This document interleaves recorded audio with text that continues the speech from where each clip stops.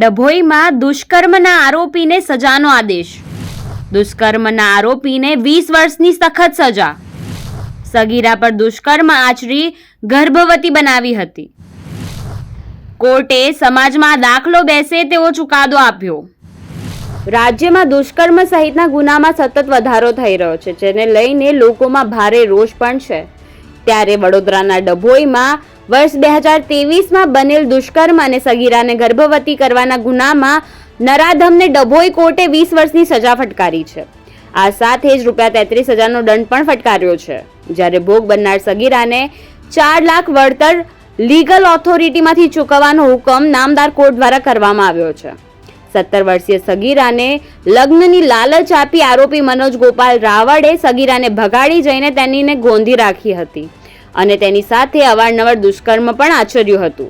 ત્યારબાદ સગીરાને 2 માસનો ગર્ભ હોવાનો મેડિકલ તપાસમાં ખુલાસો થયો હતો. નામદાર કોર્ટ પાસે પરવાનગી બાદ ગર્ભનો નિકાલ કરાવવામાં આવ્યો હતો.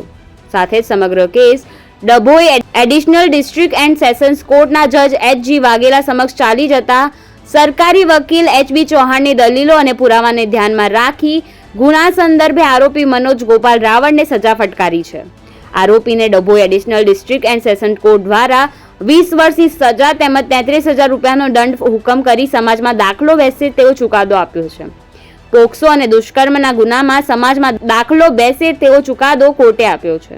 સાથે જ જિલ્લા કાનૂની સેવા સત્તા મંડળને ભોગ બનનાર સગીરાને ₹4 લાખની સહાય ચૂકવવા પણ નામદાર કોર્ટ દ્વારા હુકમ કરવામાં આવ્યો છે.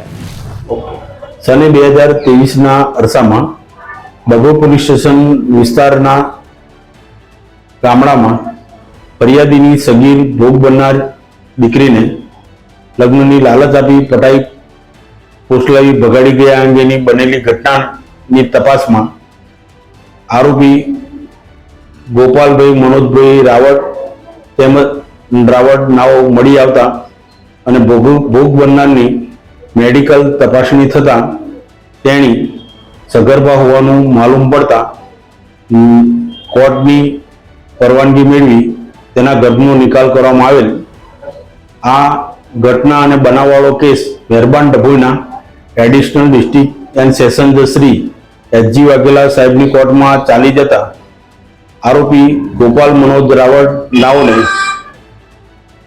ભગાડી જવાના ગુના સંબંધે 3 વર્ષની કેદ તેમજ ₹3,000 દંડ તેમજ ગોંધી રાખવા સંબંધે 5 વર્ષની કેદ તેમજ ₹5,000 દંડ તેમજ સગીર બાળા ઉપર અવારનવાર શારીરિક દુષ્કૃત્ય કરી તેને ગર્ભવતી બનાવવા સંબંધે 20 વર્ષની કેદ તેમજ ₹25,000 દંડ ભરવાનો હુકમ કરેલ છે. તેમજ નામદાર કોર્ટે ભોગ બનનાર નાઓને ₹4 લાખ વળતર પેટે ચૂકવવાનો જિલ્લા કાનૂની સેવા સત્તા મંડળ વડોદરાને હુકમ કરેલ છે.